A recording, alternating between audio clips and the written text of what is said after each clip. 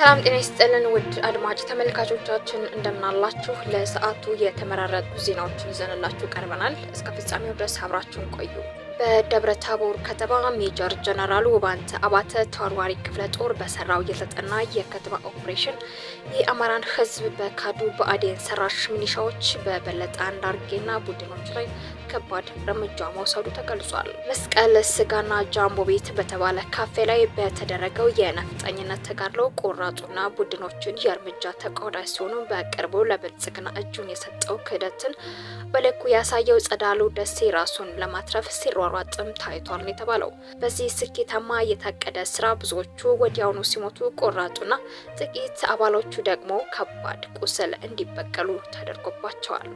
ከደብረ ታቦር ሆስፒታል ማንነታቸው ያልታወቁ 4 አስከሬኖች በድብቅ እንደወጡም ተገልጿል። በምሽት 3:45 ላይ አገዛዙ ደብረ ታቦር ላይ ሄሊኮፕተር በማሳረፍ የተጎዱ አባሎችን ለማውጣት ጥረት ሲያደርግ እንደነበረም ተመላክቷል የተባለው። በምስራቅ በለሳ ወረዳ ቆላ ሐሙሲት ከተማ ላይ በተደረገ የአጭር ሰዓት ውጊያ ከ25 በላይ የአገዛዙ ወታደሮች ሲገደሉ በርካቶች ደግሞ መቁሰላቸው ታውቋል።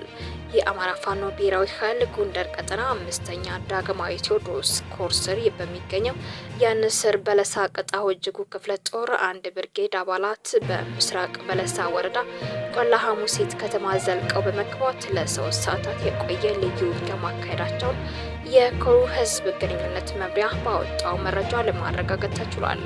በዚህ አውደ ውጊያ 20 የሰሜን ምዕራብ እዝ መከላከያ ሰራዊትና 5 የሚሊሻ አባላት በድምሩ 25 የአገዛዙ ተላላኪ ወታደሮች ሲገደሉ በርካቶች ቆስለዋል የተባለው። በጎንደር አጼ ፋሲል ክፍለ ጦርና ኢንጂነር ስመኛው በቀለ ክፍለ ጦር በጥምረት በፎገራ ወረዳ በአገዛዙ ሰራዊት ምሽግ ትናንት ረፋድ ላይ ከወጂ ጊዮርጊስ በጀመረው አውደ ውጊያ ሲቲባራ ተራራና ዶሮ እርባታ የተባሉ ቦታዎች ላይ የነበሩ የአገዛዙ ምሽጎችን በመደምሰስ የአገዛዙ ሰራዊት ከቀጠናው ማስወጣት መቻሉ ተገልጿል። በዚህ አውደ ውጊያ የአገዛዙ አንድ አይሲዙና አንድ ፓትሮል ተሽከርካሪዎች ከጥቅም ውጭ ሲሆኑ የአገዛዙ ሰራዊት ቁስለኛ በሁለት ፓትሮል ወደ ደብረ ታቦር ተይዞ እንደገባ ተገልጿል። በተመሳሳይ ወጂ ጊዮርጊስ ውጊያው እንደጀመረ የኢንጂነር ስመኛው ክፍለ ጦር የተውጣጣ ኃይል አለምበር ከተማ ውጊያ ማድረጉም ተገልጿል። በሁለቱ የአውደ ውጊያ ቦታዎች ከጧቱ 2 ሰዓት እስከ 6 ሰዓት ተኩል ድረስ ውጊያው ሲቀጥል አገዛዙ በቁስም በአካልም በስነ ልቦናም በእጅጉ ኪሳራ ደርሶበታል ሲሉ የመረጃ ምንጮቻችን ለሚዲያችን አድርሰውናል።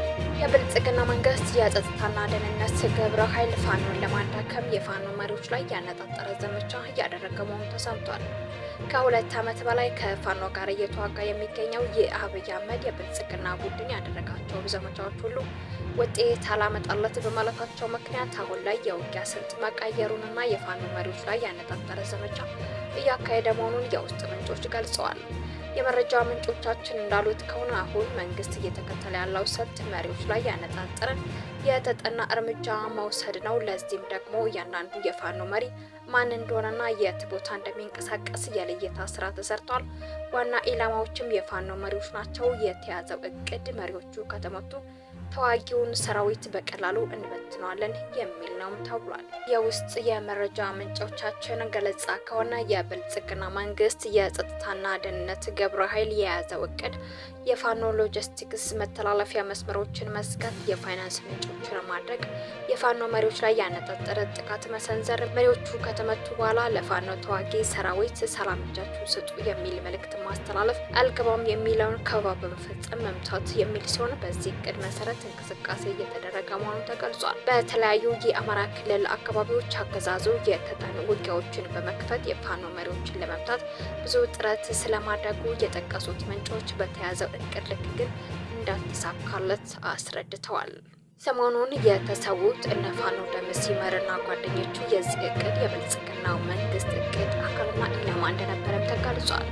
ውጊያ ሲከፈት በዋናነት የተከፈለ ዋጋ ተከፍሎ ውጊያውን የሚመሩ የፋኖ አዋጊዎች ነጥራችሁ ምቱ የሚል ትዕዛዝ በቀጠናው ለተሰማራው የአገዛዙ ኃይል መመሪያ መውረዱና የውጊያ ግምገማ ሲደረግም የፋኖ አዋጊ ገድላችኋል ወይስ አልገደላችሁም የሚለው የአፈጻጸም መለኪያ መስፈርት ሆኖ መቀመጡን ምንጮቻችን ለሚዲያችን አድርሰውናል። በመሆኑም የፋኖ መሪዎች ይህንን የአገዛዙን እቅድ መነሻ ያደረገና እቅዱን የሚያከሽፍ ብሎም ደግሞ ፋኖ በራሱ የውጊያ እቅድ በመመራት የአብይ አህመድ ምኞትን ማምከን እንደሚገባ ምክር ሀሳብ ተሰጥቶበታል።